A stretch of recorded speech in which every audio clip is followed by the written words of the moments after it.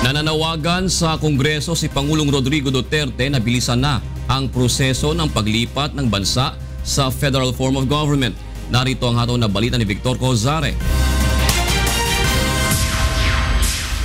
Sa kanyang talumpati sa harap ng mga opisyal at kinatawan mula sa ARMM, Region 9, 10 at 11 na apektado ng armed conflict, nangako si Pangulong Rodrigo Duterte na sa ilalim ng kanyang panunungkulan, makakatikim ng pag-unlad ang Mindanao. Ako na yung nakikiusap sa inyo, I make the guarantee na kayo, we will treat you equally. I will see to it na yung Moro o Kristiyanos o Igorot will be treated alike sa panahon ko.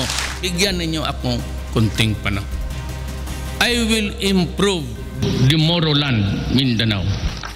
Isa sa susing nakikita ng Pangulo para mapaunlad ang Mindanao ay kung matuloy na ang paglipat ng Pilipinas sa isang federal form of government. Sa ilalim ng federal system, hahatiin sa mga rehiyon o state ang bansa kung saan ang mamumuno sa bawat dibisyon ay magkakaroon ng malaking poder sa pamamahala, hindi kagaya sa kasalukuyang presidential bicameral system na ang pamamahala ay nakasentro sa Metro Manila.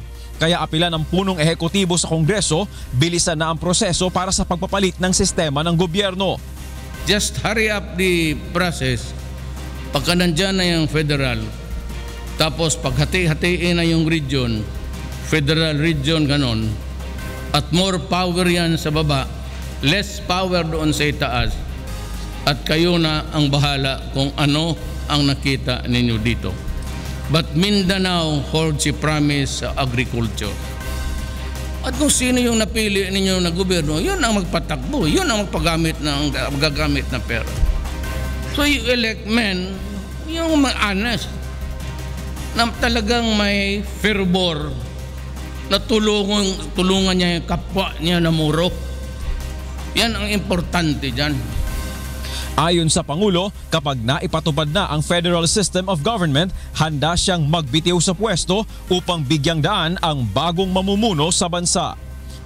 Pag natapos yan ng 3 taon, ay asahan ninyo, I give you my word, pag nandyan na yung framework, I will resign to give way to a new president. Victor Cozare, UNTV News and Rescue, Philippines. Ipinaalis na ni Pangulong Rodrigo Duterte ang lahat ng checkpoints sa bansa, lalo na kung wala namang konkretong dahilan para dito. Hindi lamang ang mga police at military checkpoint ang ipinatatanggal ng Pangulo, kundi maging ang mga roadblock na inilalagay ng Moro Islamic at Moro National Liberation Front sa Mindanao. Narito ang pahayag ni Pangulong Rodrigo Duterte. Only if it is necessary, only if there is specific reason to do it, I am ordering all checkpoints dismantled.